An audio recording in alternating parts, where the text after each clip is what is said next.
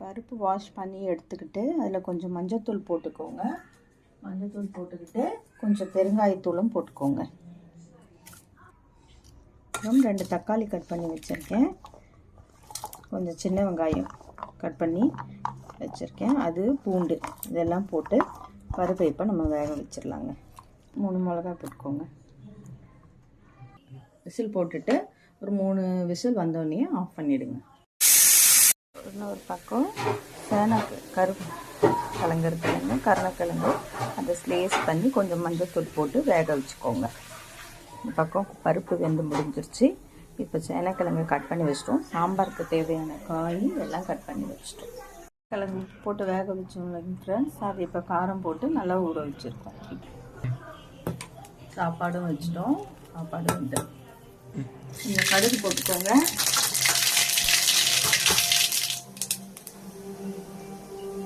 சீரகம் கொஞ்சம் போட்டுக்கோங்க.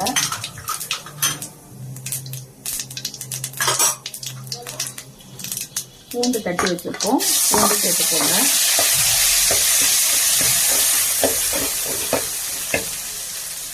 கருவேப்பிலை போட்டுக்கோங்க.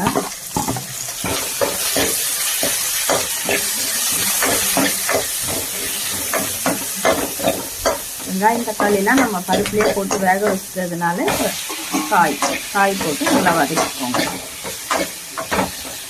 வச்சு எண்ணெய் ஊற்றிக்கலாம். கருணக்கிழங்கு ஃப்ரை பண்ணி எடுத்துக்கலாம்.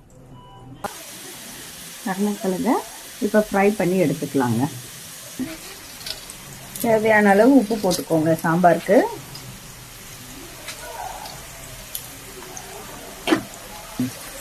கொஞ்சம் மஞ்சத்தூள் போட்டுக்கோங்க. தேவையான அளவுக்கு காரம் போட்டுக்கோங்க.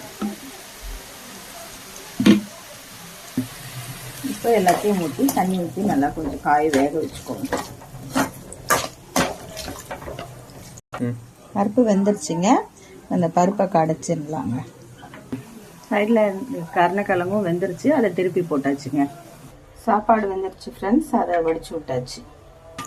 பருப்பு இப்போ கடைஞ்சி இதில் மிக்ஸ் பண்ணியாச்சுங்க ஃப்ரெண்ட்ஸ்.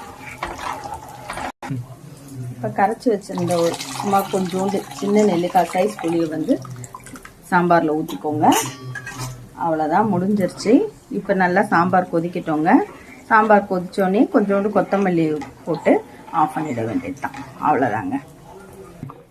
சாம்பார் நல்லா கொதிக்குதுங்க. கொஞ்சோண்டு பெருங்காயம் போட்டுக்கோங்க. கொத்தமல்லி தூவிக்கோங்க. ஆஃப் பண்ணிவிடுங்க. ஒரு ஸ்பூன் நெய் போட்டுக்கோங்க லாஸ்ட்டாக. அவ்வளோதான், முடிஞ்சிருச்சுங்க. ஆஃப் பண்ணி இப்போ சாப்பிட வேண்டியது தான்.